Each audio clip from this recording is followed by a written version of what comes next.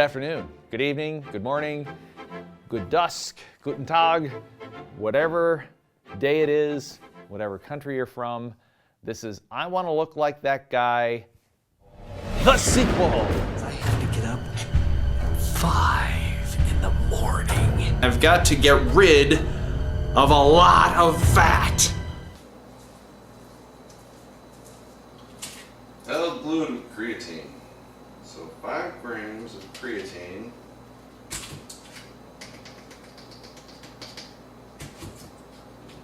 That look like about 5 grams too.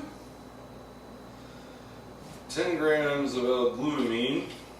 We'll make that that. And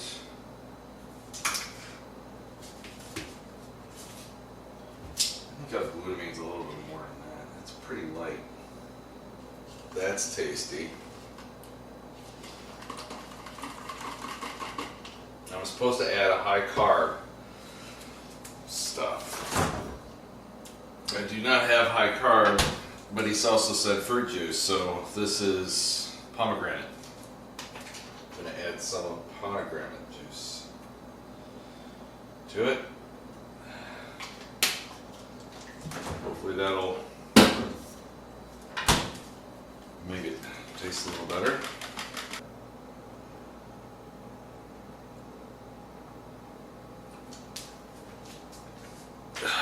I gotta ask Jeff a question. I gotta remember this. The last time I did this, I got to eat oatmeal at some point. There's no oatmeal on my plan that I saw, and I need to stay regular. So I'm gonna ask him that. Before I go to the gym, I have to get myself ready, so I'm going to write out my workout plan in my log book. And doesn't this look pretty?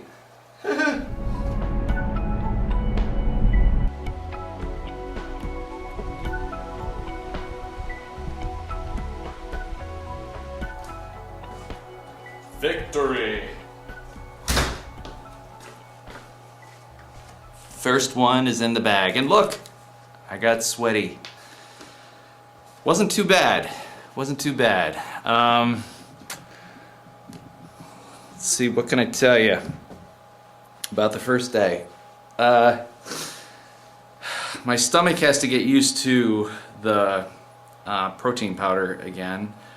Now, I have been on and off lifting weights, so it wasn't too bad. My power seemed to be fairly well preserved. I haven't lifted weights in the past 6 months.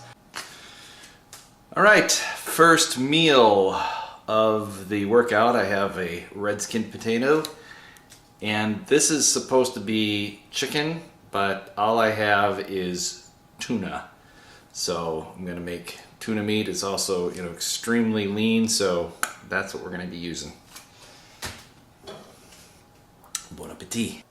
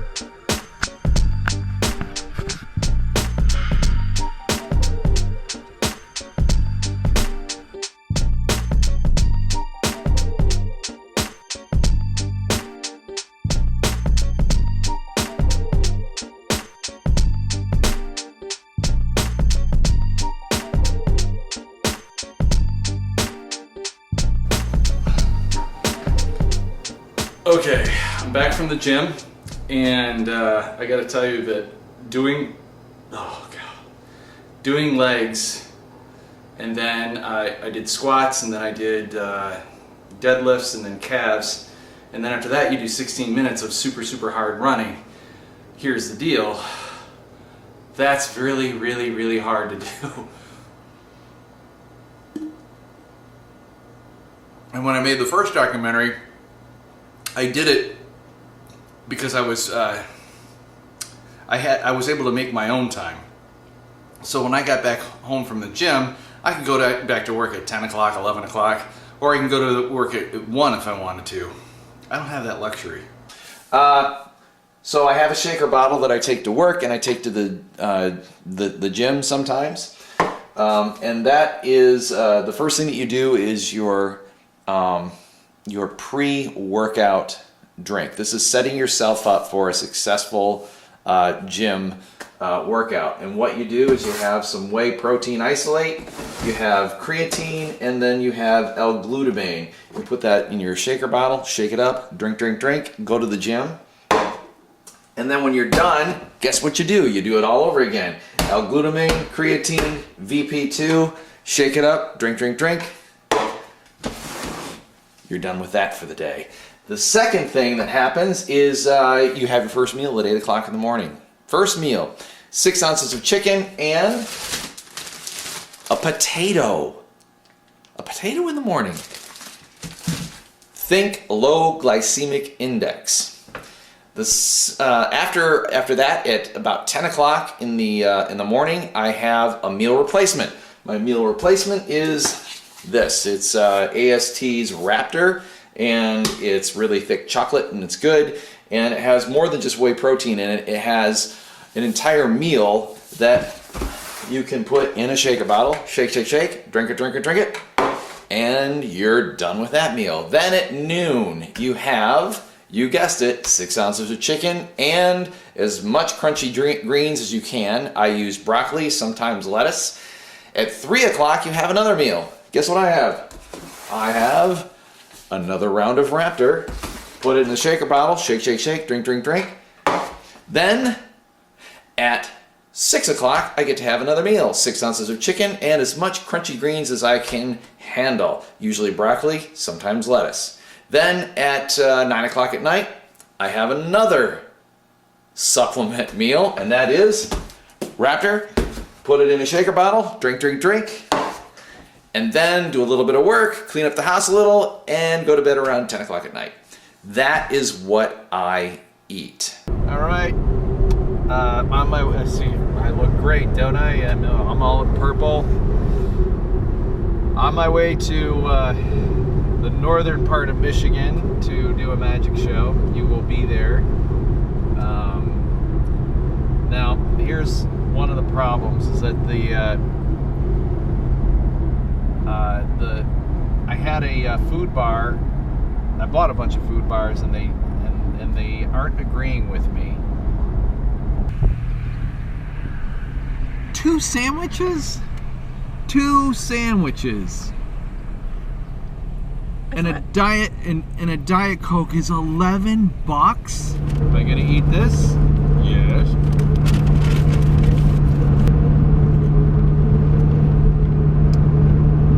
That tomato just looks wrong. And here's the chicken breast. That's a good sized chicken breast. You know, it's not bad. I'm surrounded by all of this wonderful food. It's all these sweets that make me gain weight over the years because I perform at all of these posh events, and I need to eat. And they always say, here, have some of this food. So you eat the food, and yeah, and if you don't watch it, you do it enough and you will get, you gain weight. Oh, watch this. This is funny because the Michigan State game was on. Nobody was watching my show. Nobody. So what am I gonna do? Good morning. It's Monday, the second week, and I am still in my hometown. I get to work from home today, so I'm going to go to Jeff's gym and work out. Good. Come on in. Pre-workout drink, What flavor you want? orange. So here I am back at Jeff's gym in Adrian, which is probably the best gym I've ever been in. It's so well laid out that you are never, ever wanting for someone to get off off of equipment so that you can get on it because of the way it's set up. I don't know what scientific method he had, but you never have to wait to get on a machine. And today is obviously a back day, and back days are really quick the way Jeff has the workout set up for this.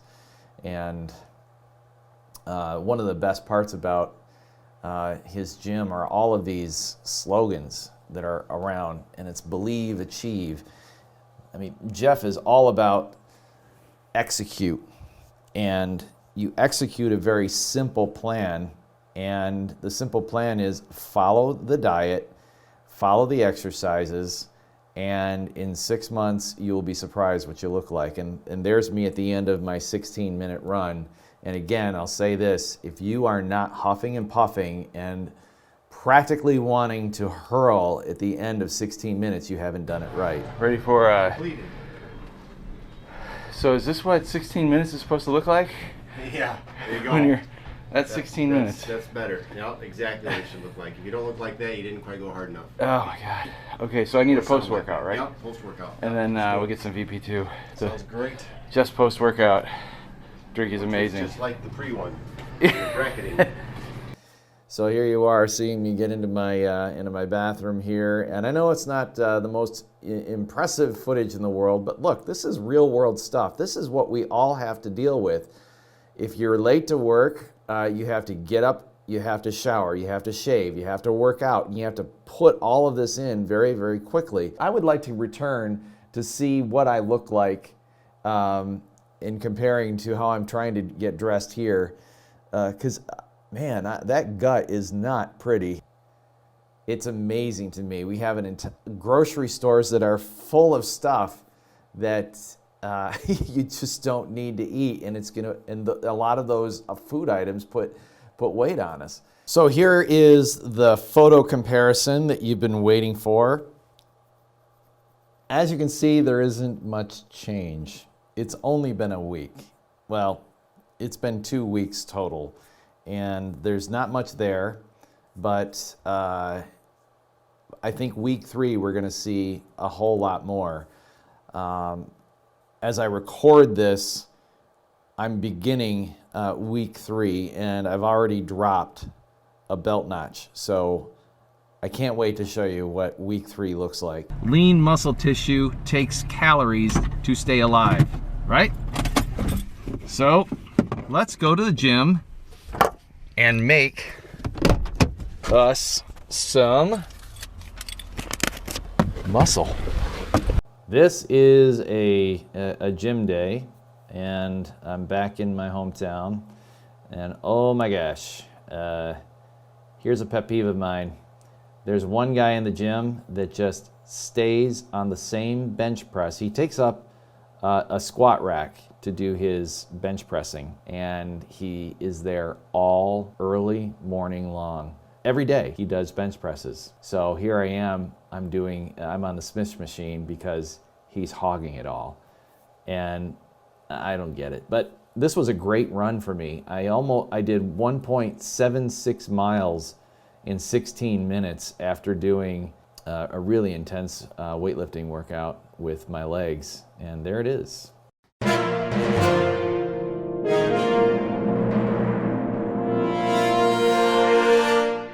I have a problem. My folks have decided that they're going to have Thanksgiving for their niece and their granddaughter, my niece.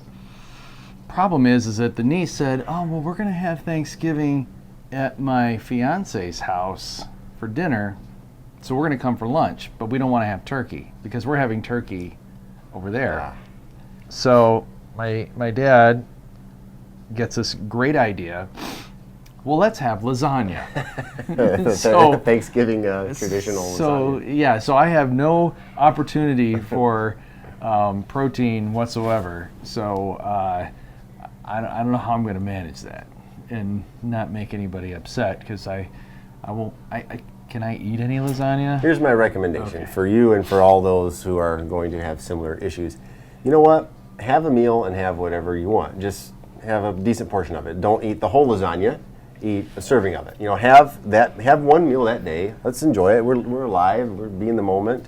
It's not going to kill anything. I don't think there's need to be that obsessive about it. I think what would be problematic is if all day we had pie and cake and, you know, lasagna or whatever the case may be. Have that meal, but then the rest of the day, you know, be good about it. I wouldn't overthink it. That's not the answer I thought I was going to get. Yeah, Now, shocking. It's very shocking. So, in other words, we don't want to consume like a 10,000 calories. Right, that's the only thing. But if you have a plate of whatever your family's having and taste a little bit of what you want, that's not a big deal. I mean, by the end, we're looking at what's the consumption for a whole day, and we would like to be under, your target goals are like, what's it, 2,300 or something like that. Yeah. So, I mean, we'd rather be at or below that. But even if that day, if we're a little bit over, when we look at that, this is a game of attrition and time. This is 6 months of habits, and one meal one day doesn't derail that thing. The problem is if one meal becomes 2 meals, becomes a whole day gorge fest, then the next day we have some leftovers, then the day after that, and then that's a big problem. But one day out of what you've done so far for 6 weeks, and it's not even a day, it's a meal. Right. So don't overthink it. You know, taste some of what you want. Just don't get stuffed, and then move on. Okay. We are up against lasagna. Two-fisted drink in there. Yep. Alcohol. No, it's not. It's fruity. She's 12. It's fruity. And she's drinking. He's lying. All right, she's 21. But I remember her at 12. All she did was cry because she missed me so much. Really cool. Yeah, I'm just proud. Not too bad at all. I thought it was going to be harder. Yeah, when you warm up for the first exercise of a major body part, so in this case it would have been bench press, we want to warm up over a period of about 4 to 5 warm-up sets. And the bigger your starting weight, the more probably warm-up sets you need to work into that. So in this case, we did 4 warm-up sets. So the first set you want a weight you can do about 10 times pretty easily with. The next set you're going to add more weight, do it about 6 times. Third set, more weight, about 3 reps. Fourth set's going to be real close to where you're starting for 1 or 2 reps. Then you're ready to go. So what you've done is you've shortened the gap between no weight and your start weight every warm-up set.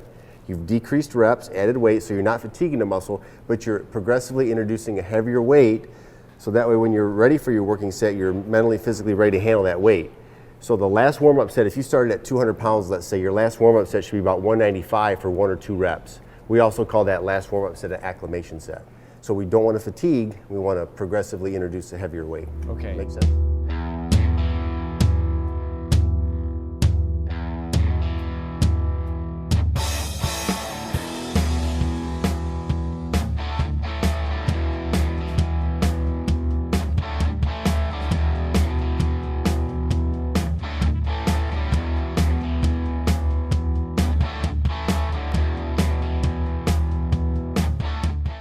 So let's just dive right into what happened during the week 9.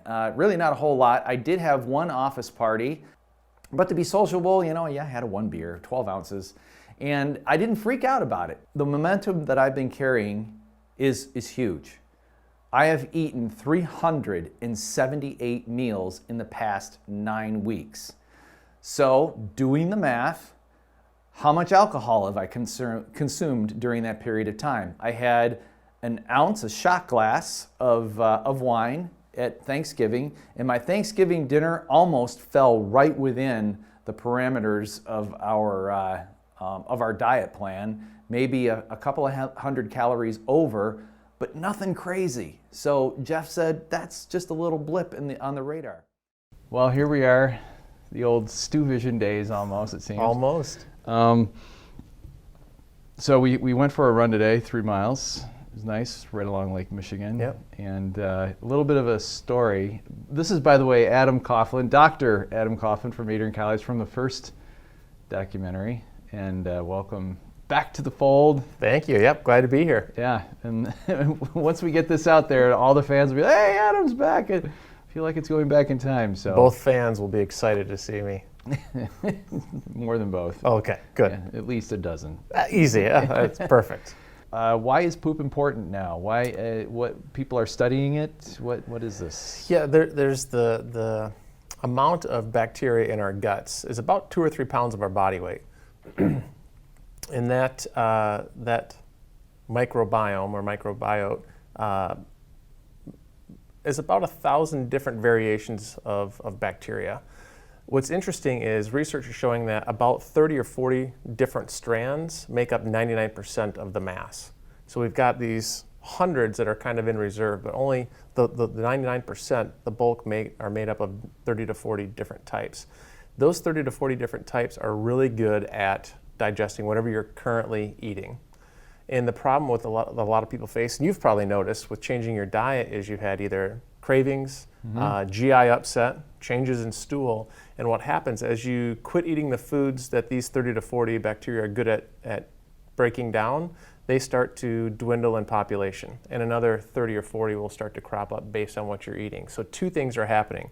One is that with these dying off, and there's pretty good evidence that these bacteria communicate to the brain, through the body, what you're hungry for.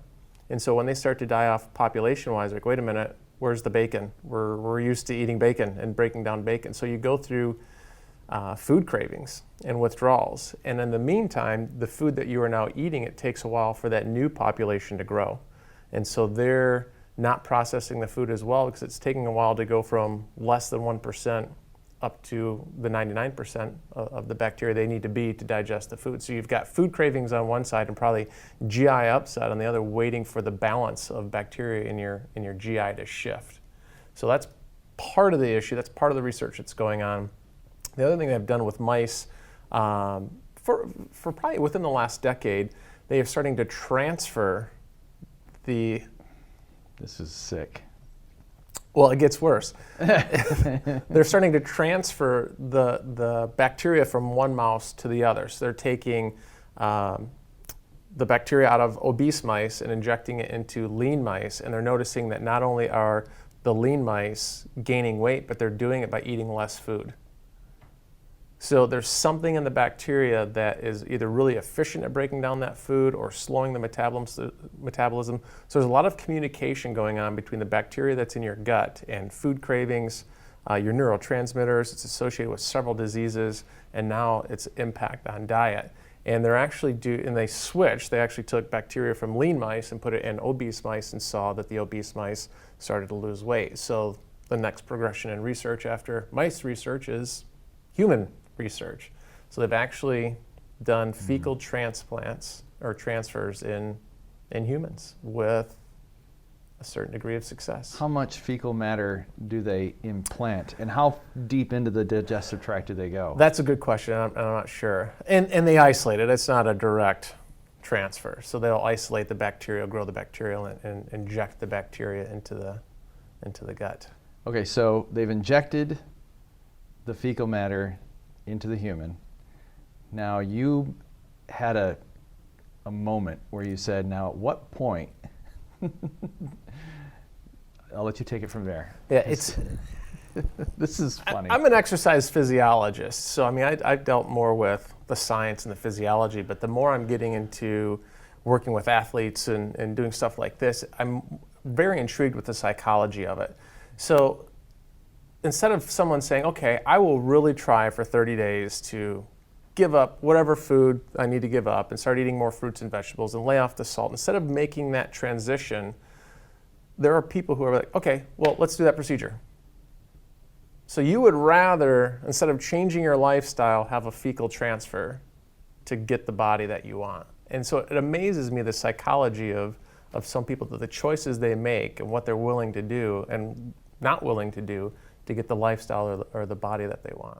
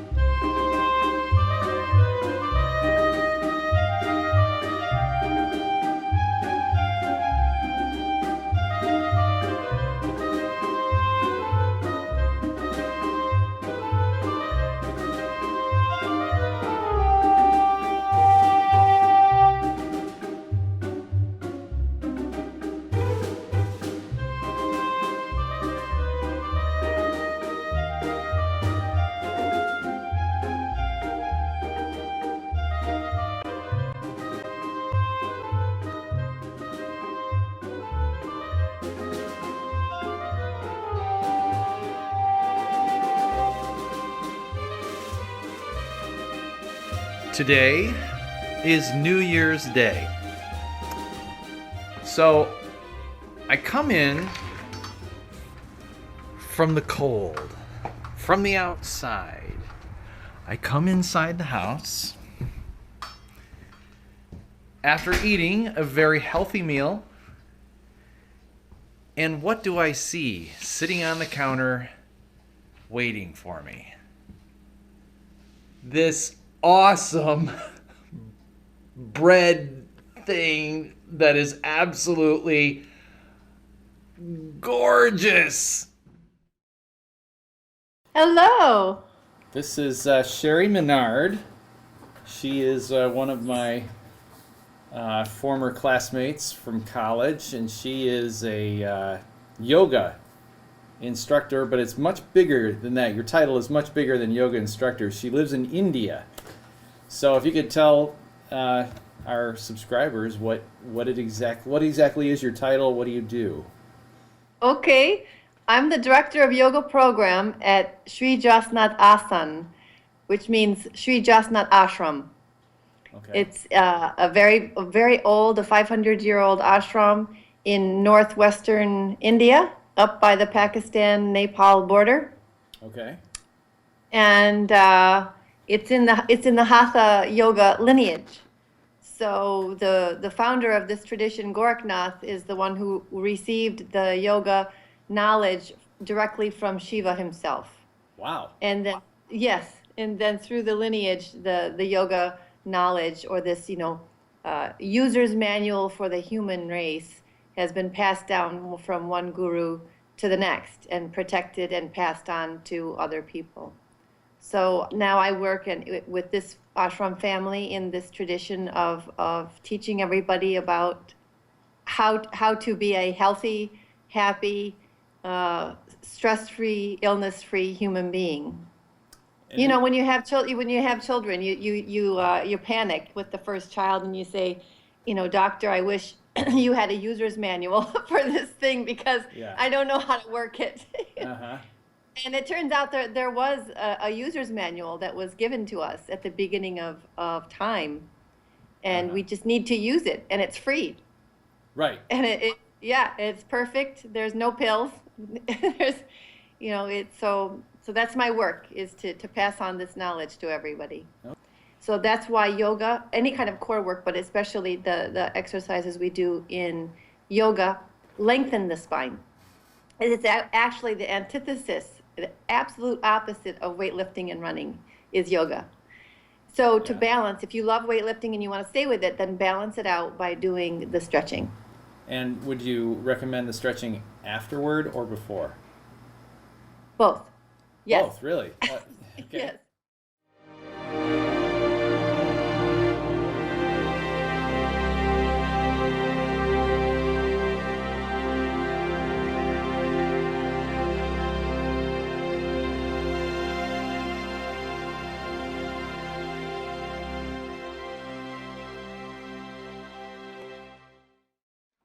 Thing that I had last night was watching a movie, some caramel and chocolate popcorn, and some chocolate covered pretzels. Notice how my face is in between these two things. They are two of my favorite things. Notice also how the bags are not empty. I did not eat all of the contents of the bags. This is something I would have accomplished with vigor and happiness in years past. These bags would have been empty. So I had a little bit of fun last night. Probably today or tomorrow I'm going to do some reflection on it, and we're going to talk about why this happened, how it happened, the outcome of it, and go from there. Well, let's start by addressing the did you do damage part. Okay. Let's kind of start there because we have a lot to talk about with this thing. Yeah. I said a mouthful. Once again, you had a mouthful. That was good. Trends of activity over time. it takes a while to lose fat. It takes a while to gain fat. That misconception that, oh my God, I ate and now it's, you don't gain fat that quick. You don't lose fat that quick. What happens is trends of activity over time. So you've been really, really good for a long time. You were really bad for a couple days or whatever it was. Then you got good again with your habits. So the overall effect of that 1 or 2 days of those incidents, again, over a 6-month period of time, if that's the only times it happens, it's not a big deal. You know what I mean? Mm-hmm. It becomes a big deal if it happens every week, even if it happens monthly, because you throw off the what we're trying to create with your metabolism. I think it's time to do another grocery shopping day to see what we can buy for 20 bucks. And it seems to be that I'm getting the same thing all the time, so it's really not that hard. However, sometimes you find some deals. I got a 8-pack of Diet Cherry Pepsi. I got a Dr. Pepper, which is now, of course, Adam Kaufman would be rolling over in his classroom saying that, this is bad for you. Yeah, probably not the best choice, but if it was this or cookies, I guess this would have to be it. Orange juice, this is my choice for my inertia drink for my pre and post workout. Greek yogurt, love the Greek yogurt. So I got 2 packs of that. These are the 80-calorie packs. And 2 dozen eggs. Now let me tell you something about eggs. I have been loving my eggs. I have between 4 and 6. Sometimes I have the yolks, sometimes I don't. But for the most part, I just have the whole egg because I really don't think that it's that bad for you, actually. So, yeah, I mean, this is great. But man, eggs, I love them for their protein. They're simple. If you don't like supplements, you've got eggs. Eggs are cheap. The difference is starting to come in. The shoulders are getting rounder. The fat around my kidney area is dwindling. It's dwindling around my waistline. I'm feeling great. Actually, I'm feeling amazing.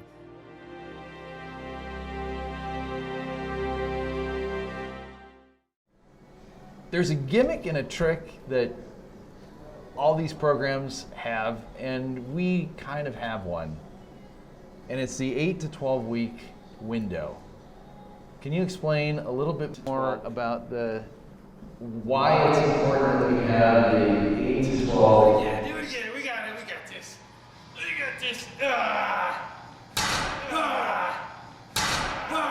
Hammer time. Hammer time. Are you serious? Ooh, feel the burn. What? What the hell? Look at this mess. So? I mean, You gotta put your shit away, man. We don't do that here. I'm doing Where'd you learn this? circuit training. I found it online. Who taught you that? And I found drop sets. I'm doing it all. I'm even set up for the shoulders. Come on, Dad. Let's do this. Let's do this, Jeff. Come on. You think this is a joke? No. Who's gonna put this stuff away? I'm not doing it. You gonna put it away? No. Yeah, because I'm going to do drop sets, and right after that, I'm going to do shoulder press. I'm doing the entire body workout and now in all one of a day. sudden, and you don't have to be courteous to everyone else. We don't do that here. So you either put it away now or you're Make out. me. Let's go. Get out of here. Hey, I'm raging. Get out of here. Come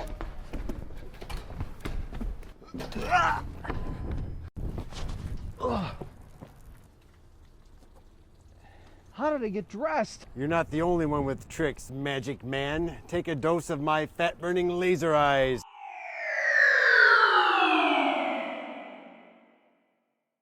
Jeff, focus. Sorry. What are we talking about? What? It's 8 to 12 weeks. Yeah, 8 to 12 weeks. Yeah, that's the period of time you want to be on to establish your starting point. After a nice 26-mile bike ride, breakfast. What do I have here? That's a pork tenderloin, virtually no fat on it whatsoever, with a dry rub on it for flavor, and a red skin potato with some salsa on it. Yeah. That's my breakfast. Okay, we're gonna put the tank top on and see how it goes over this time. A lot different than the first time.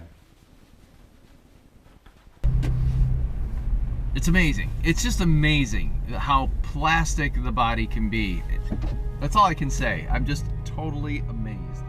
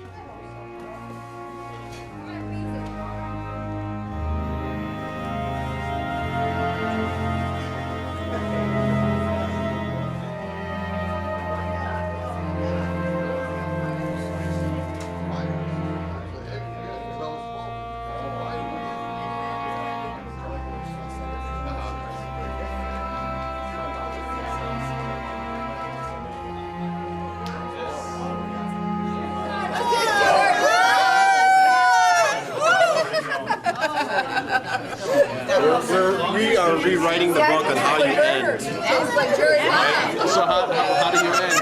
Well, you make sure you deliver on your promise until the day that you shut down, and I think we can say we've done that for 11 years, so cheers.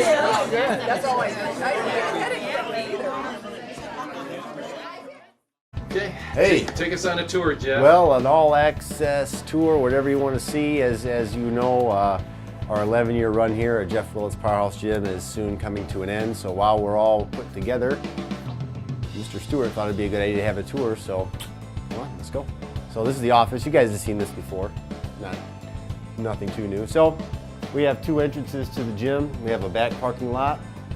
We come in this way to Command Central, which is our juice bar area, check-in area. So, like I said, kind of the Command Central up here. Then we have showers and locker rooms, but I don't think we should take a camera in there. The supplement area, which you've seen us film in before, and our nice little juice bar area here. And I'm going to give you a quick little history, but I won't, not to bore you too much. But when I got this building, it was originally put up somewhere in the late 1880s. And in my town, it was most famously a J.C. Penney's department store in the early 1900s up to 1950. So when I took it, though, it had been many different things over the years, and actually was vacant 3 or 4 years before I took it over.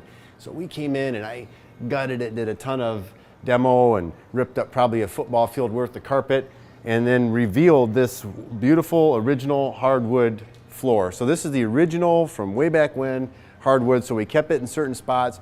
You know, my vision really when I came back is, for me, this was going to be more than like a gym. I wanted an environment and an experience. So I kept as many like kind of antique things and original things as I could, and then combined it with some new stuff. So ground floor, gutted this all out and had the locker rooms built, which again are back here. But it has a very unique space in that it's a 2-story building, but it has 3 levels. It has, you know, the open mezzanines, which we'll look at each, but so it leaves for a really unique space, you know, I think.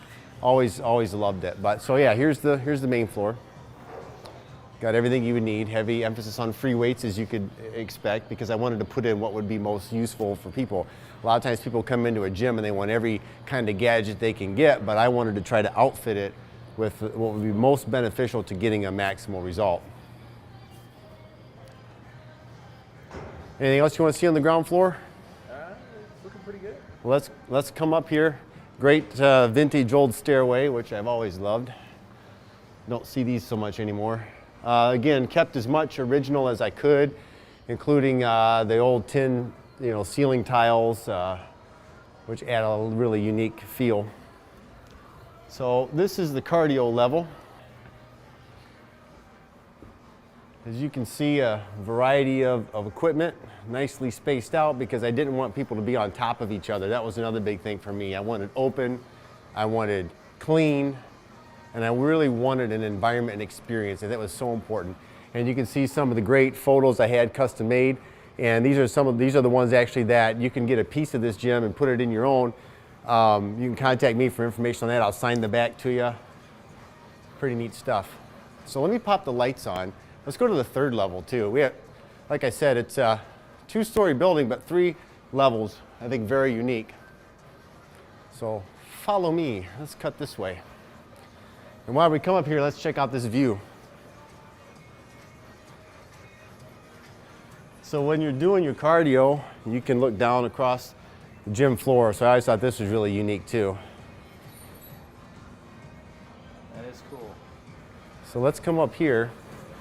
This gives another pretty neat view.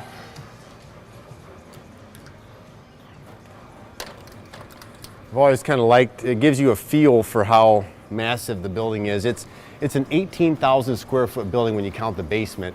We use about 13,000 square foot with the levels. So in some ways, this is maybe my favorite level just because of the feel of it. It always reminded me kind of like a New York loft kind of feel. So we do group exercise up here. You'll probably recognize it from Stuart's posing practice, or if you watch Josh's videos, the posing practice and stuff there. So we do a lot of that here, and I've done some seminars here. Our video on demand, the Q&A seminar, that was done up here, the original nutrition seminar. So it's been a good space for that. Like I said, group exercise, you have a little office space back there and some storage. But again, it's just like a never-ending building, you know, really massive. But and for those who are interested in renovation details, when I got it, we put all new HVAC in with the exposed duct work. It was an old boiler system, so we did that. We did new plumbing and new electrical. Front and back facade work was done in like 2011. So the building is really, really proud of what we've done, what I've done to restore it. And it's really one of probably, I am biased, but one of the better buildings in downtown in the city. So hopefully we can find a new direction for it, and someone will take it over and pick it up and do even more with it than I was able to do. So that's my hope. But until then, we still have about 7 or 8 more weeks of operations until our run comes to a close. And then we'll always enjoy the memories and things that happen within these walls. But you got an inside look and a special VIP tour.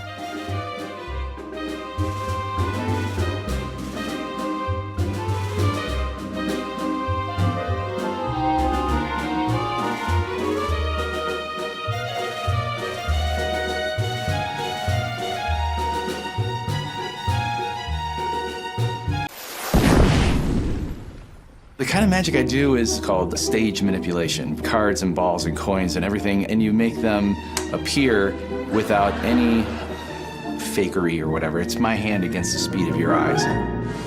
My dad was a coach, and so I have this champion spirit that came from him. So when I got the word for Penn and Teller, then it became battle mode.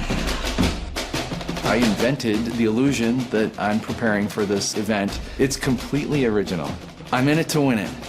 That's it. Penn and Teller, I'm coming after you. I'm gonna fool you. Prepare to be amazed by the classic magic of Stuart MacDonald.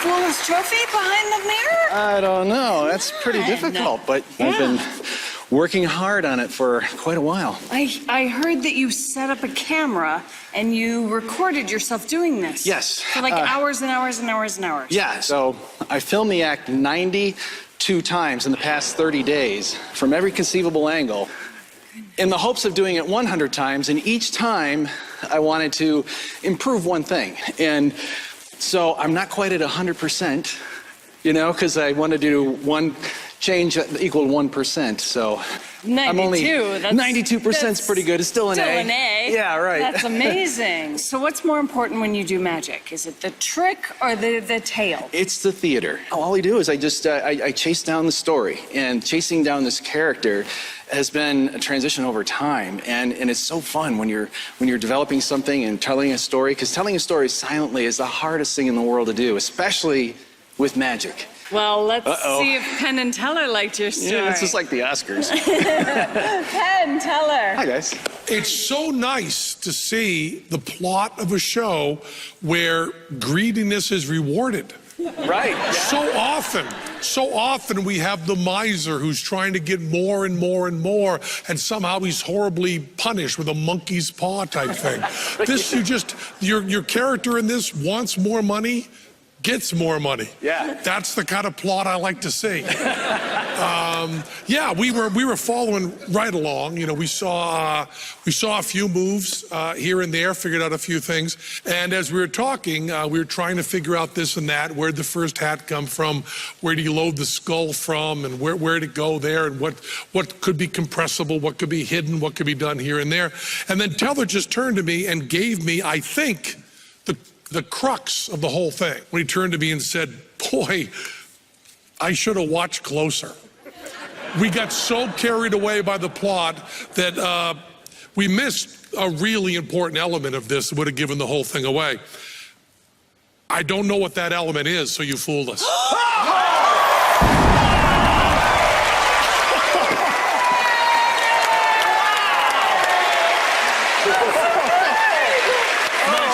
Thank you so much. Stuart MacDonald! It's amazing. Thank you so much.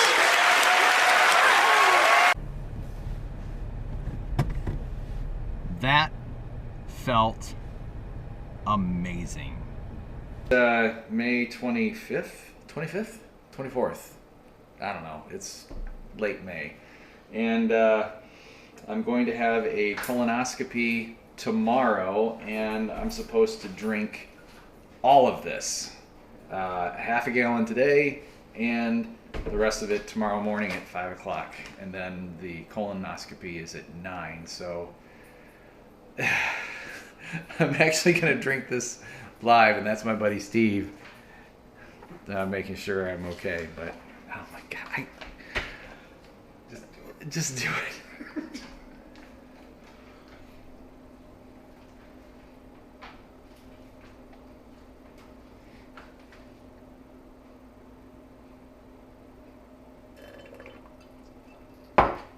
Gah!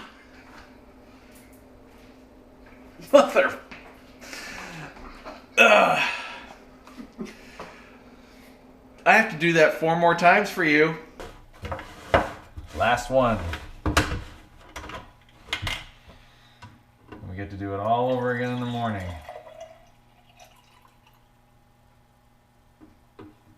I don't even know if that looks like a half gallon.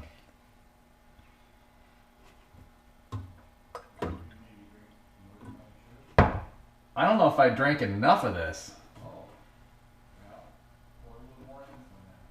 I did. Oh no. I think our 8 oh no, this is right on the money. I mean, it's half of the jug when you tip it on its side. Phase 2 is indoor bike training with Star Trek.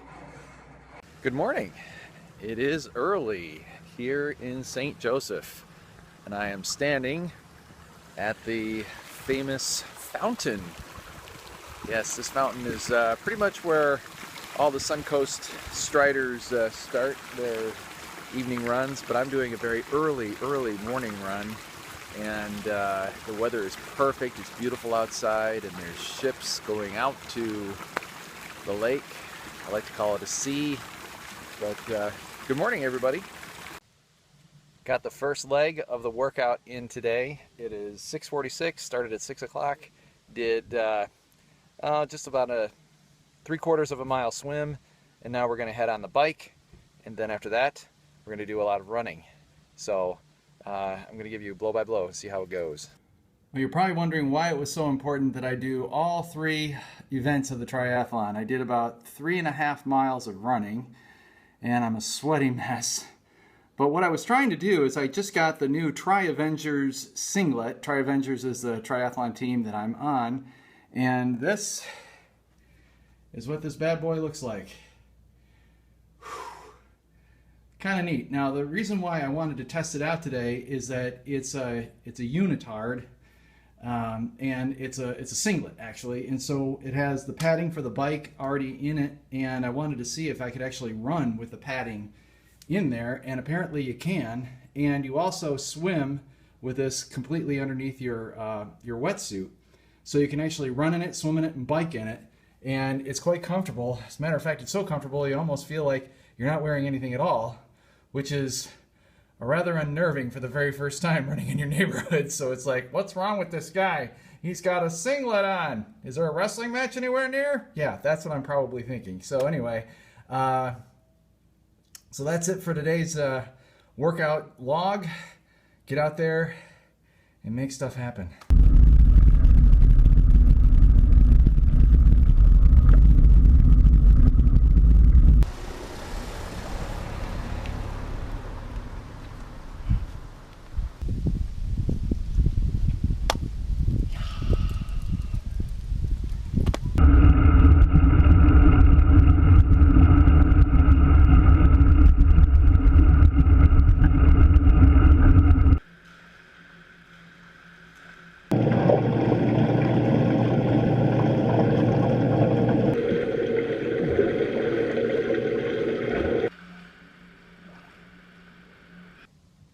Today's adventure is going to be pretty interesting. I'm going to be doing underwater videography to analyze or help other teammates analyze their own swim strokes, and hopefully it'll be revealing.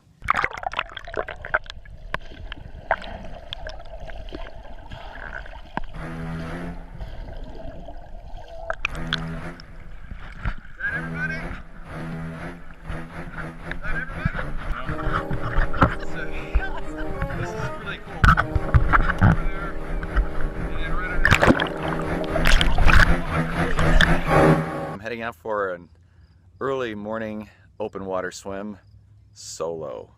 Yeah, solo out there in Lake Michigan, and I'm going to test my my new MP3 players. They are the new Sony MP3 player that you can actually use in water up to 6 feet, so you can use them when swimming. So I'm going to get some good quiet jams, go swimming, and have some fun. I did about 2,000 meters in about 40 minutes, say 2,053 meters, and the weather was great, no choppy waves at all, and you can see some people.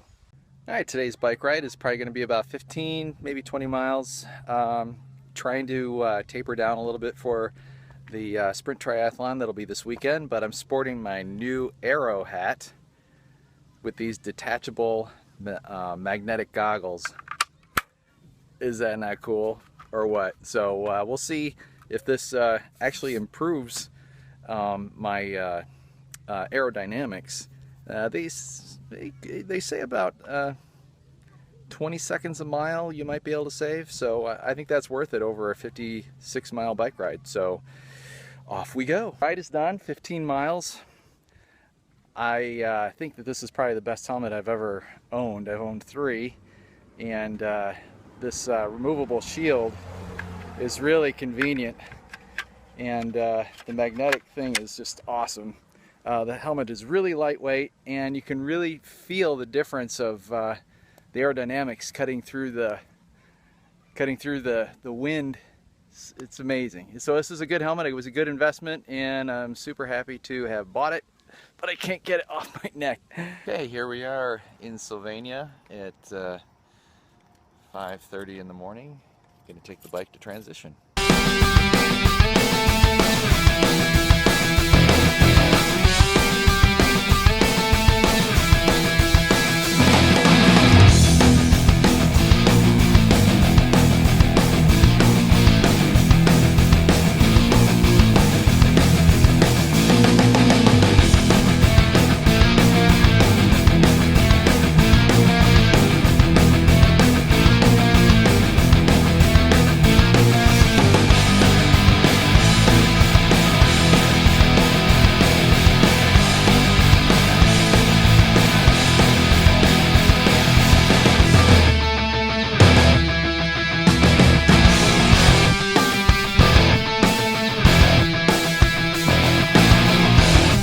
Another couple triathletes.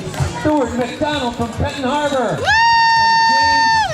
Male 50 to 54, Gerald Miller, third place, Bowling Green. Second place, Joe Reppy, Sylvania. And first place, Stuart MacDonald of Benton Harbor, Michigan, 1:13:55.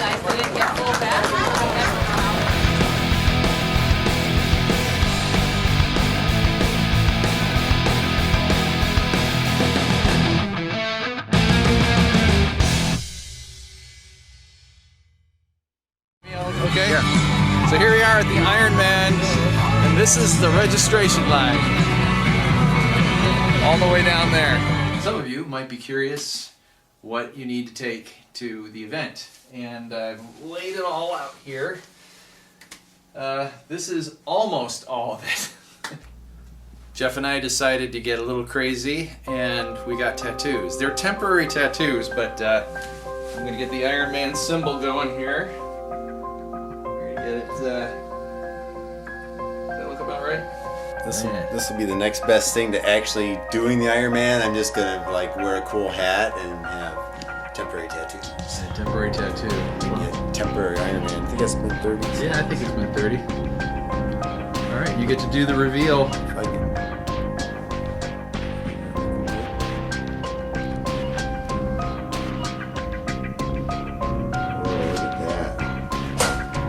Biking there at 4:30 in the morning, which is more like 5. But I thought you might want to see what I'm going to have for breakfast. Baked potato.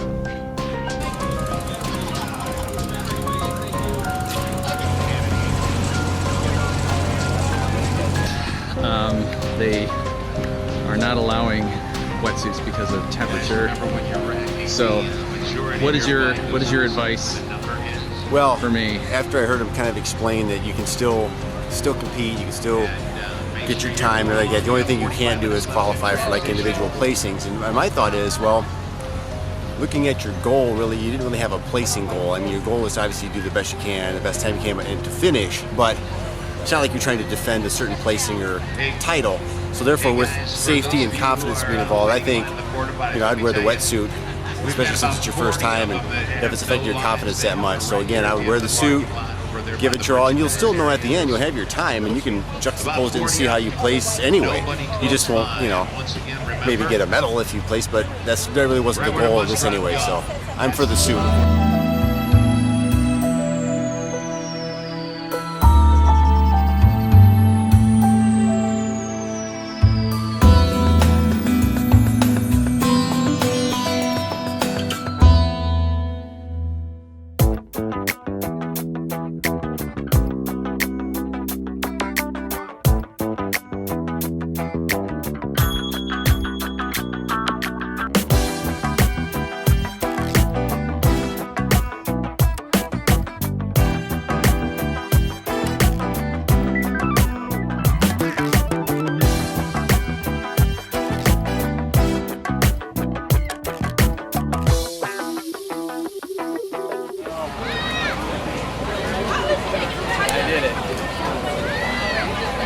about all I did. Just did it. You never turn that off. You want it out. You don't mess around. Do you come to them all? It's over. And I can walk a little, which is a good sign.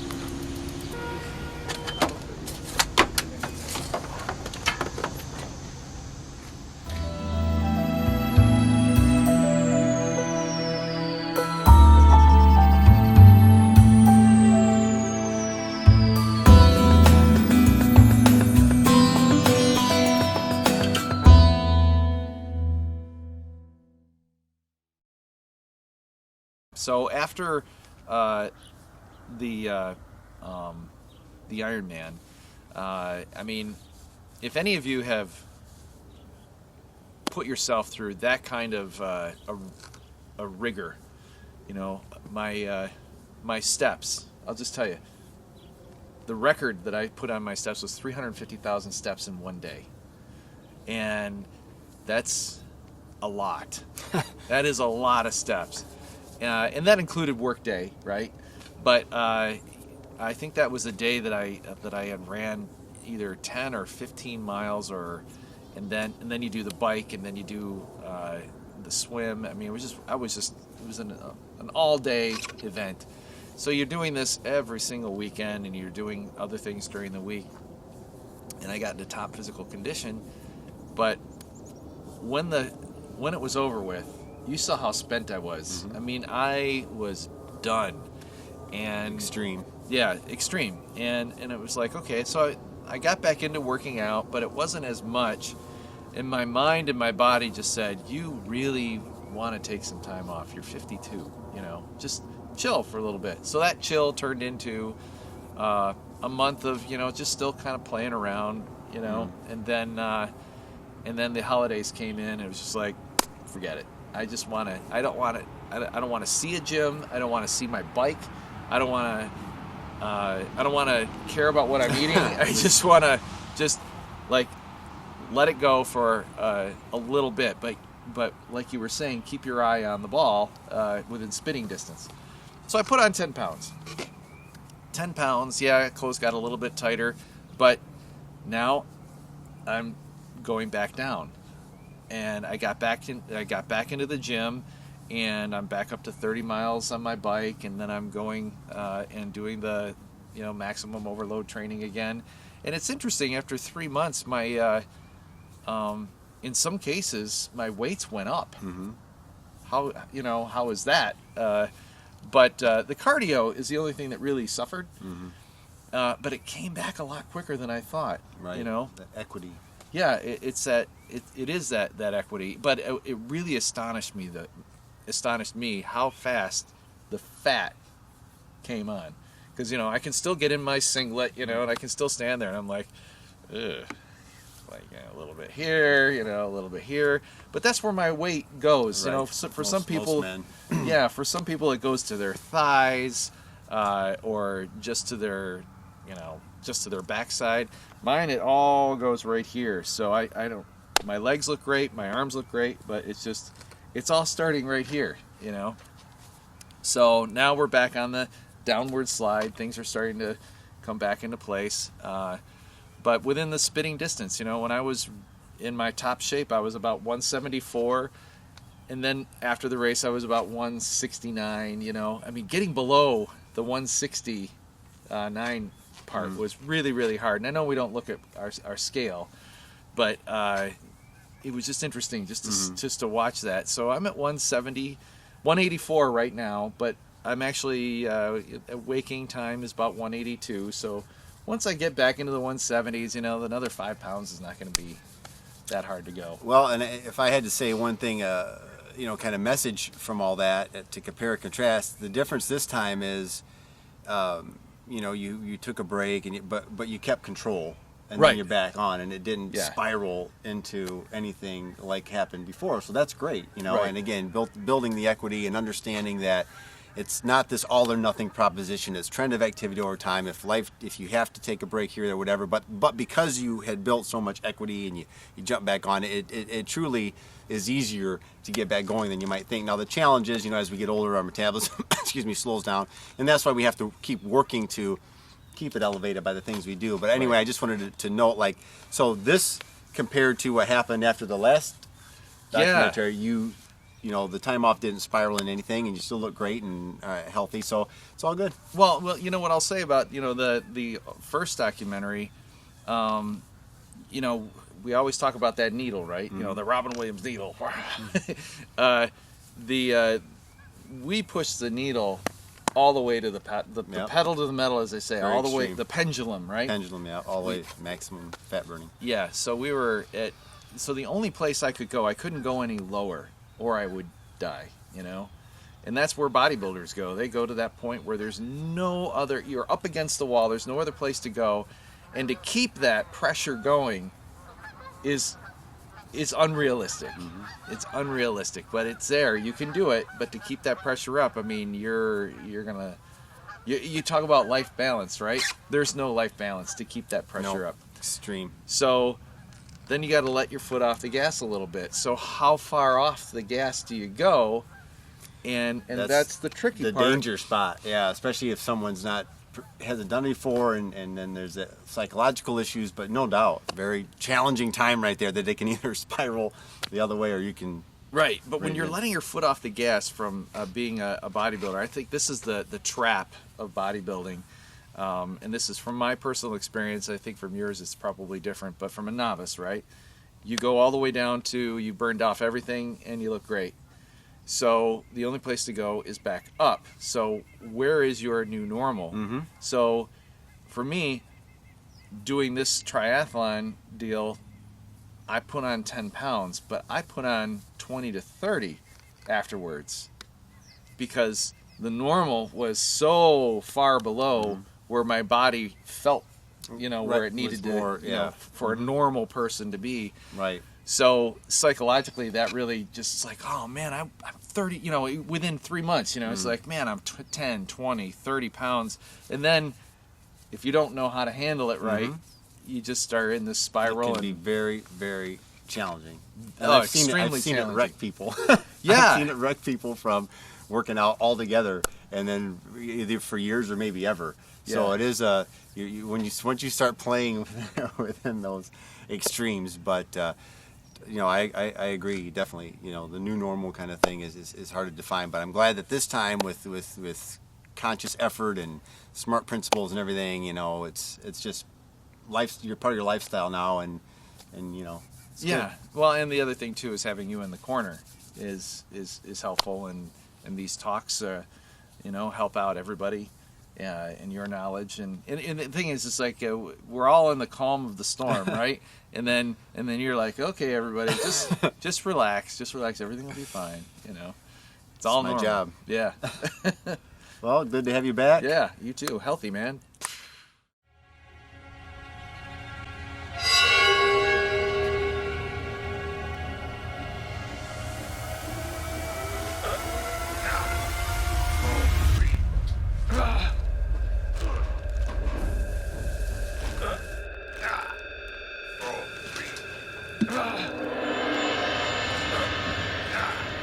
No! I can't move! Okay, I get it. I didn't eat right and exercise like you told me. It doesn't have to come to this. But it always does with you. I had such high hopes for you too. I'm just gonna have to accept the fact that you'll never diet and exercise by the code. I'll do better next time. I promise. Promises coming from you? Look at yourself. You're a wreck, and it's all your fault. You make these promises that, oh, I'll get in shape, yet you refuse to listen to my advice. That's not true. I did. It's my metabolism. It's just slow. And I read about Atkins.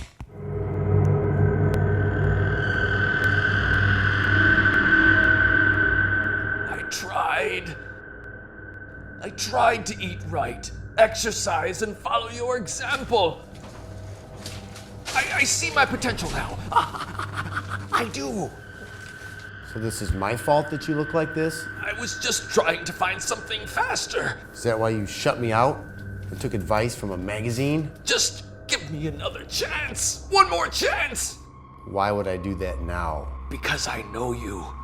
You'll really help me again this time. I've seen so many like you on my table before, full of all of your excuses. But you see, there's a code that keeps my followers off the table. It's always the code. Well, they deserved it. I'm not like the others. You are. Look and admit it. My body, it's different from everyone else's. No, it's not because of that. It's because you violated 5 cardinal rules of muscle building. I didn't, I swear. I did everything right. Then explain, why do you look like this? I told you, it's my metabolism. Rule number 1, you did cardio on an empty stomach. No. Cardio on an empty stomach is a great way to waste muscle. But I read an article. All of my victims skipped breakfast. And to succeed, you know you must have quality protein and carbohydrates upon waking. But I... Rule number 2. You did too much high rep training thinking you could spot reduce fat. No! I told you have to do heavy weights in 4 to 6 reps for maximum results. Just give me another chance. I promise. Rule number 3. You did long duration cardio. No! I saw you on the treadmill, hours at a time, days on end, and that's a great way to waste away the very muscle you're trying to build. No, that's not true. Oh, it's true. You only need 16 minutes of high intensity cardio for maximum fat burning results. Everything I ever read said the opposite. If you want to look like a marathon runner, then live on your precious treadmill. What else did I do wrong? Everything? Rule number 4. You cut all carbohydrates out of your diet. You need carbohydrates to build muscle, and building muscle burns fat. I told you to keep all your carbohydrates in the pre and post workout bubble. But that's a lot of work. But it's the code. What code? Rule number 5. You think a bunch of weird exercise variety is going to help you build more muscle, don't you? I saw this guy in the gym and he said... What? Jump off a cliff? No, but he... Well, that's where you're wrong. The thought of exercise variety being necessary to build muscle turns my stomach. I've told you many times before, creating overload with basic lifts is optimal for building muscle. We don't care about variety. We care about overload. I'll change. You've said that before. I'll follow your rules. I promise. It's too late now. You've wasted my time. And your body. But if I live by the code, I'll change, right? Just tell me, what's the code? Execute.